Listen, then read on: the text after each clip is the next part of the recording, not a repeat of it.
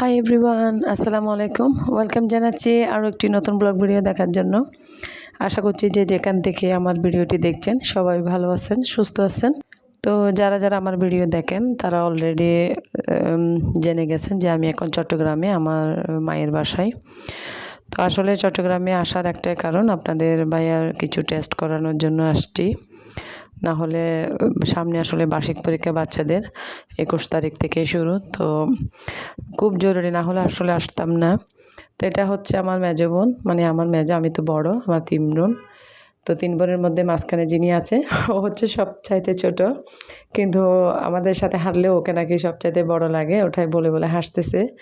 তো 3 বোন যাচ্ছি, আমি আর আমার মেজো বোন যাচ্ছি ডাক্তারের কাছে, মানে আপনাদের ভাইয়াকে নিয়ে। তো ছোটো বোন আসছে সকালে, ওর বাচ্চাকে স্কুলে ঢুকিয়ে ও এদিকে চলে আসে। তো আসলে আমরা এসেছি, আমি যেহেতু কক্সবাজার থেকে আসি, তো খুব সহজে তো আসা হয় না, 6 মাস 1 বছর পরে আসি।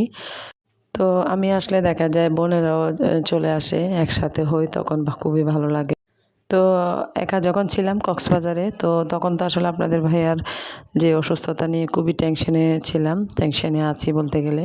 কিন্তু এখানে যখন মায়ের বাসায় আসছেন, যখন মা বাবা ভাই বোন সবার সাথে এক হয়ে কথাবার্তা বলতেছি, কিছুটা টেনশন যেন মুহূর্তের মধ্যে আসলে কমে যায় ওদের কিছু ভরসা নিয়ে কথাবার্তা বলাতে। তো সবাই একটু দোয়া করবেন আপনাদের ভাইয়ের জন্য, যেন তাড়াতাড়ি সুস্থ হয়ে যায়। মানে আমার তো আসলে 4টা মেয়ে, 2টা ছোটো ছোটো বেবি আছে। তো আসলে টেনশন করতে না চাইলেও টেনশনটা না কীভাবে চলে আসে। ঘরের পুরুষ মানুষ যিনি, যার উপরে আসলে আমরা 4-5 জন নির্ভর করে আছি, সেই মানুষটা যখন অসুস্থতা হয়, আসলে এটা যাদের হয় তারাই শুধু একমাত্র বুঝতে পারবে। আমি একদিন পরপরই আসলে ভিডিও দিয়ে থাকি। তো এখানে আসার পরে গতকালকে আসলে ভিডিও দিইনি, আসলে ইচ্ছেই করতেছে না এই কাজগুলো করতে, খুবই একটা প্যারা লাগতেছে আমার। তারপরে আপনাদের কিছু কমেন্টে, তারপরে আপনাদের যে ভালোবাসা আমি পাচ্ছি, অল্প হোক অল্প ভালোবাসাটা কিন্তু আমার কাছে অনেক অনেক বেশি।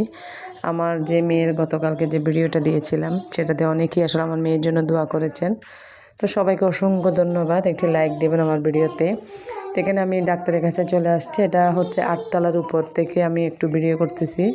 তো ডাক্তার কি বলে দেখব, এরপরে কিন্তু আপনাদের ভাইয়ার টেস্টগুলো করাবো।